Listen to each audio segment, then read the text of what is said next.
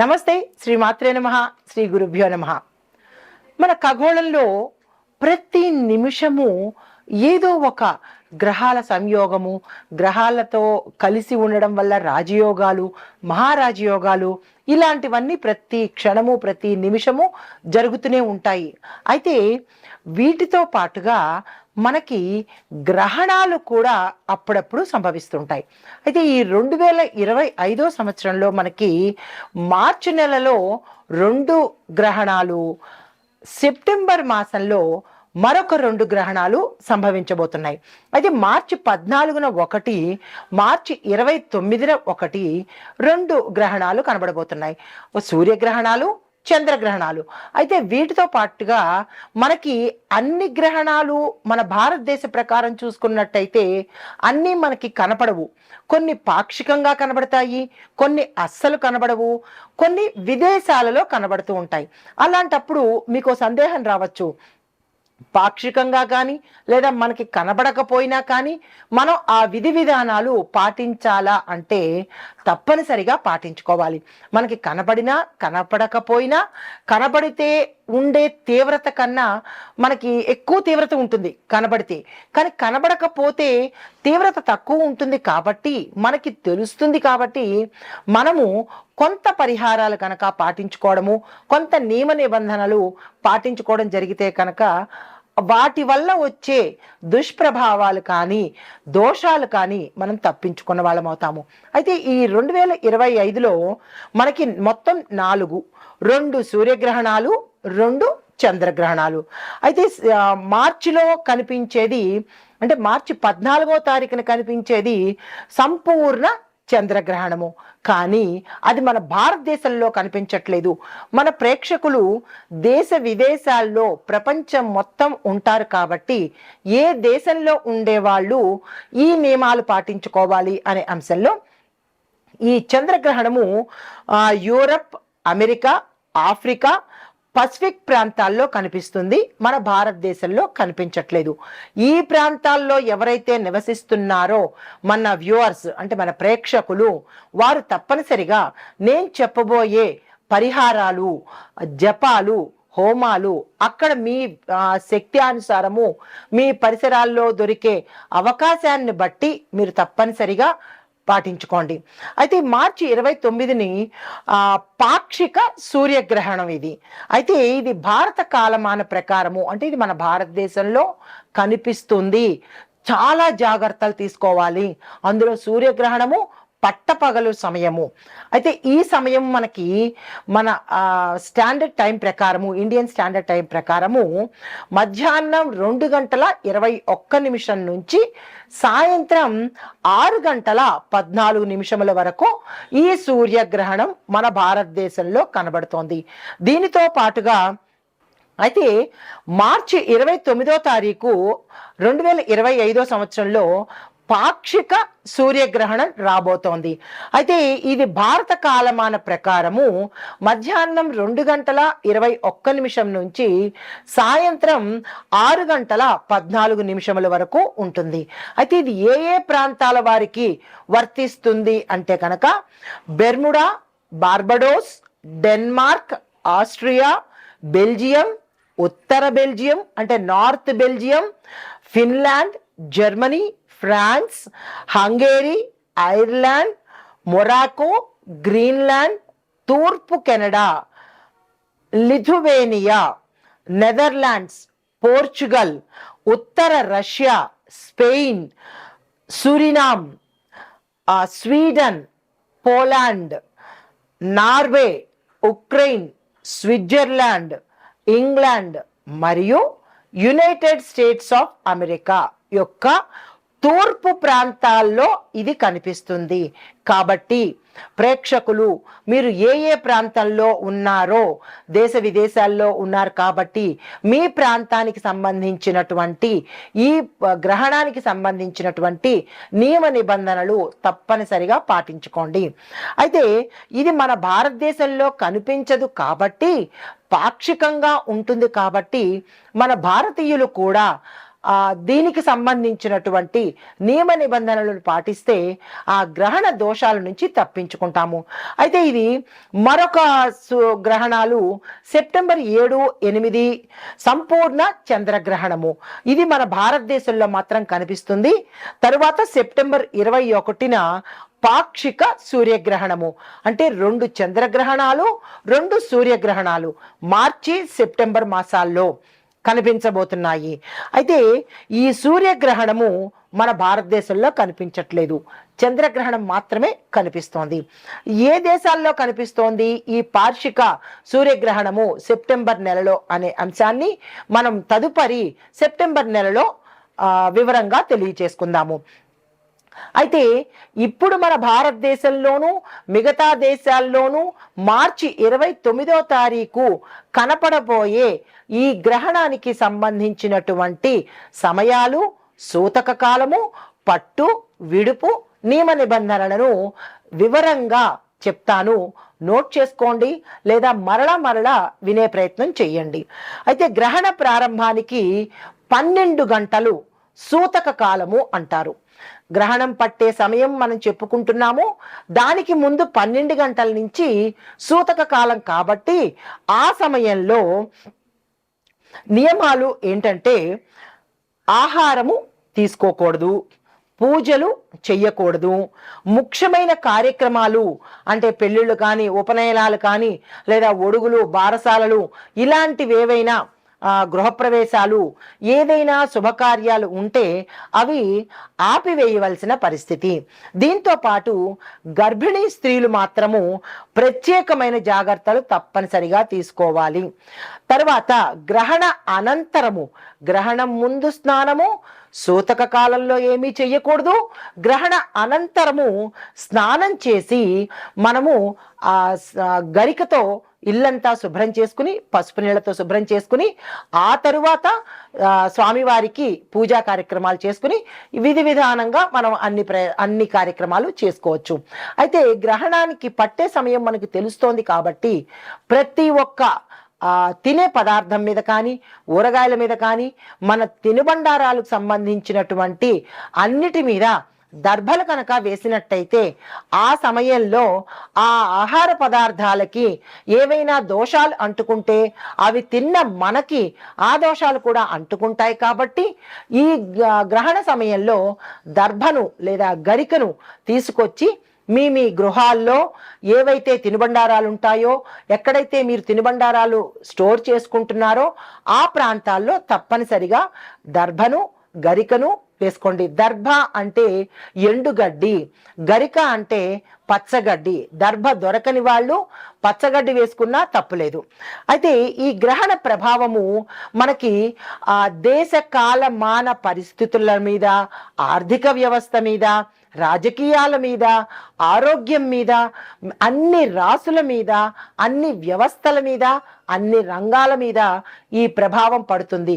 అంటే ప్రపంచవ్యాప్తంగా ప్రతి దానికి ప్రతి అంశానికి ఈ గ్రహణం అనేది దాని దోషాలు ఉంటాయి. కాబట్టి తప్పనిసరిగా ఏముందిలే, సైన్స్ ప్రకారం చూసుకుంటే ఆ సూర్యుడికి చంద్రుడికి మధ్యలో భూమి వస్తుంది, లేదా సూర్యుడికి చంద్రుడికి మధ్యలో వీడు వాళ్ళు వెళ్తారు అని నాన్సెన్స్ గోన్సెన్స్ అనుకుని మీరు వదిలేసినా, లేదా ఏంట్లే సైన్స్ ముదురుతున్నా ఇంకా ఇలా పాత చింతకాయలు అనుకుని వేళాకోళం చేసినా దాని ప్రభావాలు తరువాత ప్రతి ఒక్క జ్యోతిష్కుడికి ఫోన్ చేసి అయ్యా మేము ఈ బాధలు పడుతున్నాము, అయ్యా మేము ఈ బాధలు పడుతున్నాము, ఈ ఇబ్బందులు పడుతున్నాము అని ఫోన్ చేసే పరిస్థితి నుంచి తప్పించుకుంటారు.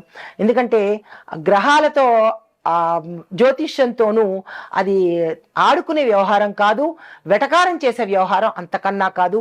దాని తీవ్ర పరిణామాలు మనమే అనుభవించాలి, ఎవరో అనుభవించరు. కాబట్టి తప్పనిసరిగా మరీ చెబుతున్నాను, గ్రహణ సమయాల్లో చెయ్యవలసిన పని తప్పనిసరిగా చేసుకోండి. అయితే ఈ గ్రహణ సమయంలో ఆధ్యాత్మిక కార్యక్రమాల్లో పాల్గొనడము, తరువాత ఏదైనా మంత్రం దీక్ష తీసుకున్నా, ఉపాసనా దీక్ష తీసుకున్నా, సిద్ధి దీక్షలు తీసుకున్నా, లేదు మేమేమీ తీసుకోలేదు అని అనుకున్నా కానీ ఈ సమయంలో మీరు ఏదైనా ఒక మూలమంత్రాన్ని, ఏ భగవానుడిదైనా పర్వాలేదు, మూలమంత్రాన్ని కనుక నిరంతరము ఆ సమయంలో కనుక జపించినట్టయితే విశేషమైన ఫలితాలు అంటే ఏ కోరిక కోరుకుని తీసుకునే వాళ్ళు కొంతమంది ఉంటారు. కోరిక లేకుండా కనుక ఆ సమయంలో మీరు దీక్ష తీసుకోవడము లేదా ఇన్నిసార్లు జపం చేసుకోవడము కనుక చేసినట్టయితే విశేషమైన ఫలితాలు పౌర్ణమి సమయంలోనూ గ్రహణ సమయంలోనూ కనుక మీరు ఏది చేసినా కానీ లక్షింతలు ఫలితాన్ని మీరు పొందబోతారు. అది మంచి చేసినా వెటకారం చేసినా కానీ ఆ ఫలితం తత్సమానంగా వచ్చి తీరుతుంది. కాబట్టి మంచి చేసే ప్రయత్నం తప్పనిసరిగా చేసుకోండి. అయితే ఈ సూచనలు అందరికీ వర్తిస్తాయి, గోచార రీత్యా చెప్పే సూచనలు కాబట్టి ఇవి అందరికీ వర్తిస్తాయి. కానీ మీ వ్యక్తిగత జాతకంలో మేషాది ద్వాదశ రాశుల వారికి ఎలాంటి పరిహారాలు తీసుకోవాలి, అసలు మీ జాతకంలో ఈ గ్రహణ ప్రభావము ఏ స్థానంలో ఉంటుంది, ఒక్కొక్కరికి ఒక్కొక్క స్థానంలో ఉంటుంది. కొంతమందికి వ్యయ స్థానంలోను, కొంతమందికి కుటుంబ స్థానంలోను, కొంతమందికి ఆరోగ్య స్థానంలోను, కొంతమందికి పితృ మాతృ కర్మ, ఇలా 12 స్థానాల్లో ఏ స్థానంలో మీకు ఈ గ్రహణ ప్రభావం ఉండబోతోంది అనే అంశాన్ని మీ వ్యక్తిగతంగా తెలుసుకునే ప్రయత్నం చేయండి. మాకు అది తెలియదు అని అనుకున్న వాళ్ళు నేను చెప్పిన ఈ గోచార రీత్యా ఫలితాలను, ఈ పరిహారాలను తప్పనిసరిగా పాటించుకోండి.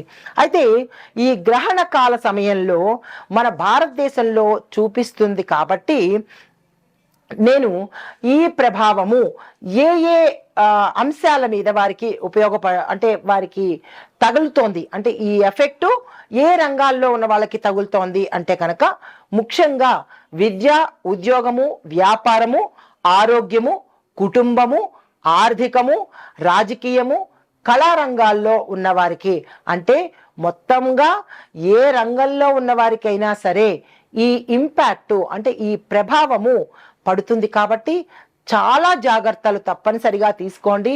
గ్రహణాలను కానీ గ్రహాలను కానీ తక్కువగా అంచనా వేయకండి, దాని ప్రభావం కూడా అంతగానే ఉంటుంది.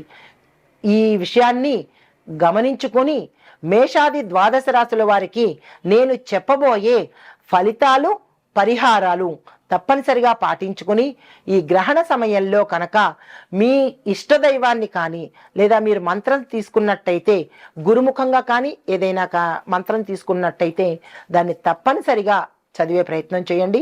తదుపరి అంశాలతో మళ్ళా కలుస్తాను. మనకి 2025 మార్చి 29న మనకి గ్రహణం ఏర్పడబోతోంది. అయితే ఈ గ్రహణాలు సూర్యగ్రహణం మనకి భారతదేశంలో పాక్షికంగా కనబడుతోంది. అయితే ఈ గ్రహణాల యొక్క ప్రభావము మనకి ప్రతి అంశంలోనూ కనబడుతోంది. ప్రతి రంగంలో ఉన్న వారికి భారతదేశంలో కావచ్చు, ఇతర దేశాల్లో కూడా ప్రతి ఒక్క దేశంలోనూ ఈ యొక్క గ్రహణం తాలూకా శుభాలు అశుభాలు కూడా ఉంటాయి. కాబట్టి చాలా జాగ్రత్తలు తీసుకొని ఏం చెయ్యాలి, ఏం చెయ్యకూడదు అనేది నేను ముందు చెప్పి ఉన్నాను. కాబట్టి తప్పనిసరిగా అవి చేసుకోండి. ముఖ్యంగా చేయవలసినది దైవ ప్రార్థన, మంత్రసిద్ధి చేసుకోవాలి. పూజలు నిషిద్ధము. గర్భిణీ స్త్రీలు, పసిపిల్లలు జాగ్రత్తగా ఉండండి. తరువాత మీ యొక్క ఆహార పదార్థాల మీద దర్భను కానీ గరికను కానీ ఉంచండి. గ్రహణానికి 12 గంటల ముందు సూతక కాలం అంటారు. ఆ సమయం నుంచి 12 గంటలు లెక్కించుకోండి. ఆ సమయం నుంచి మళ్ళా గ్రహణం విడుపు అయ్యే వరకు ఎటువంటి కార్యక్రమాలు చేయకండి. ఆహారం తీసుకోవడం కానీ, పూజలు చేసుకోవడం కానీ, శుభకార్యాలు చేసుకోవడం కానీ ఇలాంటివన్నీ నిషిద్ధము. దాంతో పాటుగా మీరు చేయవలసిన పని, గ్రహణం పడుతోంది అని అనగానే తలస్నానం చెయ్యండి, శుభ్రతను పాటించండి. మళ్ళా గ్రహణం విడిపోయింది అనగానే మళ్ళా తలస్నానం చేసి అప్పుడు ఇల్లు శుభ్రం చేసుకొని అప్పుడు మీ యొక్క పూజా మందిరంలో దీపం వెలిగించుకొని పూజను కనుక ప్రారంభించినట్టయితే, అంటే దేవుడిని పూజా మందిరాన్ని శుభ్రత చేసుకుని సంప్రోక్షణ చేసుకుని అప్పుడు మళ్ళా మీ యొక్క పూజను ప్రారంభించినట్టయితే సత్ఫలితాలు పొందే అవకాశం ఉంది. సైన్స్ పరంగా ఇది నాన్సెన్స్ అనుకుంటే దాని తలక ఫలితాలు కూడా నాన్సెన్స్ లాగానే ఉంటాయి. అది కూడా మనమే అనుభవించవలసి వస్తుంది. కాబట్టి గ్రహణాన్ని నిర్లక్ష్యం చెయ్యకండి. అయితే ఈ గ్రహణంలో అంటే ఈ గ్రహణ సమయంలో మేషాది ద్వాదశ రాశుల వారికి ఎలాంటి ఫలితాలు ఉంటుంది, అది ఈ గ్రహణం అనేది ఒక్కొక్క వ్యక్తి మీద, ఒక్కొక్క రాశి మీద, ఒక్కొక్క రంగం మీద ఒకే ఫలితాలు చూపించవు. అంటే వారి వారి యొక్క జన్మ లగ్నాన్ని బట్టి, జన్మ జాతకాన్ని బట్టి, వారి యొక్క నక్షత్రాన్ని బట్టి, రాశులను బట్టి వివిధ రంగాల వారికి ఒక్కొక్క ఫలితాలు ఇస్తాయి. కానీ ఒకే ఫలితాలు మాత్రము ఇవ్వవు. అది గమనించుకోండి. తదుపరి రాశి మీనరాశి. ఈ మీనరాశి వారికి ఈ గ్రహణ సమయంలో ఎలాంటి ఫలితాలు, ఎలాంటి దోషాలు ఉంటాయి ప్రతి రంగంలో ఉన్న వాళ్ళకి చూసినట్టయితే, ముందుగా ఉద్యోగంలో ఉన్నవారు, ఏ ప్రభుత్వం కానీ అంటే ఏ రంగంలో ఉన్న ఉద్యోగస్తులకైనా మానసిక ఒత్తిడి తగ్గుతుంది. వారు పనిచేసే చోట ఒత్తిడి కానీ స్ట్రెస్ కానీ లేకుండా కూల్గా ఉండే అవకాశం కనబడుతోంది. మీ యొక్క యజమానుల యొక్క మన్ననను ఈరోజు పొందుతారు. ప్రమోషన్స్ ఉంటాయి. అంటే మీకు ఉద్యోగరీత్యా మీరు ఉన్న ప్రదేశంలో చాలా చక్కని శుభవార్తలు వినడం కానీ, చక్కని ప్రదేశంలో మీరు ఉండడం కానీ, మీ మనసుకి ఉల్లాసంగా ఉండడము, హాయిగా ఉండడము, స్ట్రెస్ రిలీఫ్ అవ్వడము, ఇలాంటివన్నీ గోచరిస్తున్నాయి. ఆదాయం పెరగడం కానీ, శుభవార్తలు వినడం కానీ, ప్రమోషన్స్ రావడం కానీ, లేదా స్థానచలనాలు వేరే కంపెనీలు మారడం కానీ, ఇలాగా మీకు అన్ని రకాలుగా ఈ సమయము చాలా చక్కగా ఉండబోతోంది. విద్యార్థులకు కొత్త కొత్త అవకాశాలు వస్తాయి. విదేశాలు వెళ్ళడానికి గతంలో మీరు కనుక పెట్టుకున్న ఏవైనా ఉంటే కనుక అప్లికేషన్స్ కావచ్చు, ఏదైనా మెయిల్స్ పంపించడం కానీ, ఇలాంటి వాటికి ఈరోజు శుభవర్తమానం మీరు అందుకుంటారు. దాంతోపాటు ఆరోగ్యపరంగా చూసినట్టయితే, గతంలో మీరు ఏదైనా ఇబ్బందులు పడుతున్నా, ఆర్థిక పరంగా కానీ ఆరోగ్యపరంగా కానీ ఇబ్బందులు పడుతున్నా కానీ ఈ సమయంలో తీరి శుభవార్తలు వినే అవకాశం కనబడుతోంది. వ్యాపారస్తులు, వర్తక, వాణిజ్య, పారిశ్రామిక ఈ రంగాల్లో ఉన్న వాళ్ళు ఎవరైనా పెట్టుబడులు పెట్టుకుంటాను అంటే కనుక గ్రహణం తీరిన సమయం తరువాతనే ఆ ప్రయత్నాలు చేయండి. గ్రహణ సమయంలో ఏ పని చేసినా మనకి నెగిటివ్ రెస్పాన్స్ వస్తుంది. కాబట్టి ఆ సమయంలో ఏమీ చెయ్యకండి. దైవారాధనకు మాత్రమే ఈ సమయం మనకి అనుకూలించబడినది. కాబట్టి ఆ ప్రయత్నం చేసుకోండి. ధ్యానము, దైవారాధన, ఆరాధన అంటే పూజ చేయడం కాదు, దేవుణ్ణి మంత్రాలు చదువుకోవడం అనమాట. ఈ ప్రయత్నాలు తప్పనిసరిగా చేయండి. మీకు చెప్పదగిన పరిహారాలు, వృక్షాలను అంటే మొక్కలు నాటే, దీన్ని వృక్షారోహణ అంటారు. అంటే మొక్కలను నాటే ప్రయత్నం తప్పనిసరిగా ఈరోజు ఏదైనా ఒక మొక్క, తులసి మొక్క కావచ్చు, ఏ చిన్న చిన్న మొక్కలైనా తెచ్చుకొని ఇండోర్ ప్లాంట్స్ కానీ అవుట్డోర్ ప్లాంట్స్ కానీ ఈరోజు మొక్కలు నాటే ప్రయత్నం తప్పనిసరిగా చేసుకోండి. దానితో పాటు పసుపుని దానంగా ఇచ్చుకోండి. యథాశక్తి మీకు ఎంత శక్తి ఉంటే అంత పసుపుని దానంగా ఇవ్వండి. దీంతో పాటు ఈరోజు తప్పనిసరిగా తులసి పూజ చేసుకున్నట్టయితే మంచి ఫలితాలు పొందే అవకాశం కనబడుతోంది. గర్భిణీ స్త్రీలు జాగ్రత్తగా ఉండండి. గ్రహణ పట్టు స్నానము, విడుపు స్నానము తప్పనిసరిగా చేయండి. ఆహారం ఈ సమయంలో తీసుకోకండి.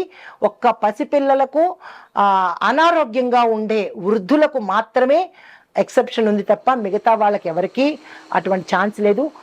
ఏమిలే అని తినే ప్రయత్నం చేయకండి.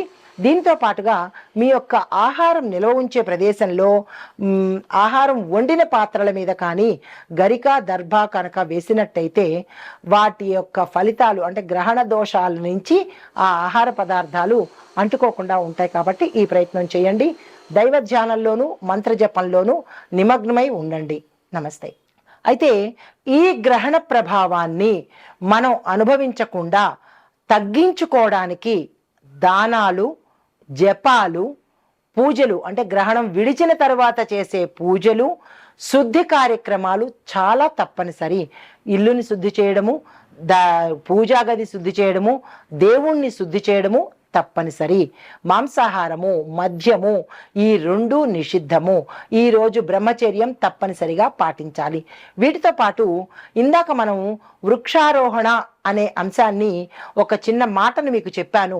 అసలు వృక్షారోహణము అంటే ఏమిటి అనే అనుమానం మీకు రావచ్చు. దాని గురించి వివరంగా చెప్తాను. అయితే వృక్షారోహణము అంటే చెట్లను నాటడము, ట్రీ ప్లాంటేషన్ అంటారు. అయితే ఇది పర్యావరణ పరిరక్షణకు చాలా ముఖ్యమైనది. ఈ చేయడం వల్ల భూమి మీద ఆక్సిజన్ పెరుగుతుంది, అంటే సైంటిఫిక్ రీజన్గా. అది మరి ఆధ్యాత్మికంగా చేసినట్టయితే కనుక భూమి అంటే రాహు కుజుడు, రాహు కుజ కేతు వీటి యొక్క ప్రభావం నుంచి మనం తప్పించుకునే అవకాశము, వారి యొక్క దోషాలను అంటే ఆధ్యాత్మిక పరంగా ఫలితాలు ఏమిటి అంటే ఈ గ్రహాల యొక్క దోషాన్ని తప్పించుకుంటాము. మన ప్రాపంచికంగా అంటే మన సైంటిఫిక్గా చెప్పుకున్నట్టయితే ఆక్సిజన్ ఎక్కువగా మనం ఇచ్చిన వాళ్ళం అవుతాము చెట్లు నాటినడం వల్ల. అయితే కాలుష్యం తగ్గుతుంది, వాతావరణంలో వచ్చే ఫ్లక్చుయేషన్స్ మార్పులు కూడా మంచిగా జరిగే అవకాశం ఉంది. అయితే ఈ వృక్షారోపణ చేయడం వల్ల ప్రయోజనాలు ఏంటంటే కనుక వాతావరణం చల్లబడుతుంది, వర్షాపాతం పెరుగుతుంది, దానితో పాటు మట్టి నేల దుర్వినియోగం తగ్గుతుంది. అంటే ఇప్పుడు మట్టి ఇసుకని ఎక్కువగా మనం ఎక్స్పోర్ట్ చేసేస్తూ ఉంటున్నారు, అక్కడి నుంచి ఇక్కడికి, ఇక్కడి నుంచి ఇక్కడికి. ఈ తడిసిన మట్టిని మనం మంచిగా ఉపయోగించుకునే అవకాశం కనబడుతుంది. జీవ వైవిధ్యానికి సహాయపడుతుంది. ఆరోగ్యకరమైన వాతావరణాన్ని ఈ మొక్కలు నాటడం వల్ల మనం పొందే అవకాశం కనబడుతోంది. అయితే ఎలాంటి చెట్లు నాటాలి అనే సందేహం మీకు వస్తుంది. పిప్పల, వేము, తులసి, బిల్వ, బిల్వ అంటే మారేడు, అరటి, ఆమ్ల, ఆమ్ల అంటే ఉసిరి వంటి అంటే ఈ వృక్ష జాతులను కనుక ఏదైనా దేవాలయంలో కానీ లేదా మీ ఇంట్లో కానీ నాటినట్టయితే కనుక పవిత్రమైన మొక్కలుగా చెప్తాం వీటిని. వాటి యొక్క ఫలితం మీకు అందే అవకాశం ఉంటుంది. దీనితో పాటు గ్రహ దోషాలను కూడా, అంటే మనం సైంటిఫిక్గా మంచి ఫలితాలు వస్తున్నాయి, కానీ గ్రహరీత్యా కూడా ఈ నేను చెప్పిన ఈ వృక్షాల తాలూకా గ్రహాలకు అనుకూలంగా ఉండి మీకు మంచి చేసే అవకాశము ఆధ్యాత్మిక పరంగా కనబడుతోంది. అయితే జ్యోతిష పరంగా చూసినట్టయితే కనుక బుధ గ్రహ యొక్క దోష నివారణకు, అంటే ఎవరైనా బుధగ్రహ సంబంధిత దోషాలతో బాధపడుతున్నట్టయితే కనుక తులసి, పచ్చని పళ్ళ చెట్లను నాటండి. తరువాత శనిగ్రహ ప్రభావంతో బాధపడుతున్న వాళ్ళు వేము, పిప్పల ఈ 2 చెట్లను నాటండి. ఇంట్లో కానీ మీ దేవాలయాల్లో కానీ లేదా పరిసర ప్రాంతాల్లో కానీ. తరువాత గురుగ్రహ దోషాలతో ఎవరైనా బాధపడుతుంటే ఉసిరి చెట్టు కనుక నాటినట్టయితే కనుక గురు గ్రహానికి సంబంధించినటువంటి దోషాలు పోయే అవకాశం గోచరిస్తోంది. దీంతో పాటు రవి, మంగళుడు అంటే సూర్యుడు, కుజుడికి సంబంధించినటువంటి ఏవైనా గ్రహ దోషాలు మీ జాతకంలో ఉంటే కనుక బిల్వ చెట్టు అంటే మారేడు చెట్టుని కనుక నాటినట్టయితే ఈ గ్రహాలకు సంబంధించిన దోషాలు మీ జాతకంలో ఉంటే అవి పోతాయి. కాబట్టి ఇప్పుడు నేను చెప్పిన ఈ బుధ, శని, గురు, రవి, మంగళుడు ఈ గ్రహాలు అనుకూలంగా మీ జాతకంలో ఉండాలి అంటే ఈ చెట్లను నాటే ప్రయత్నం తప్పనిసరిగా చేసుకోండి. అయితే సాంకేతిక పరంగా చూసినట్టయితే ఈ మొక్కలు నాటి సంరక్షించి నీళ్లు పోసినట్టయితే కనుక మన తరతరాలు సుఖశాంతులతో ఉంటాయి. గ్రహదోషాలు కానీ పితృదోషాలు కానీ పోయే అవకాశం కనబడుతోంది. నమస్తే.